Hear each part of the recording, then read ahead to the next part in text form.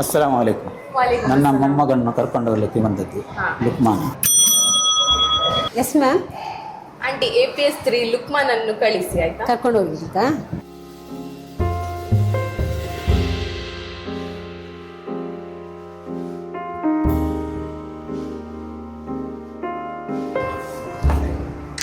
ಇಲ್ಲಿ ತಂಬಾಕಿ ಆಯ್ತಾ ನಿಮ್ಮದು. ಹಾಂ, ತಮ್ಮ ಬೇಡ, ಅಮ್ಮ ಬೇಡ, ಪೆನ್ ಕೊಡಿ.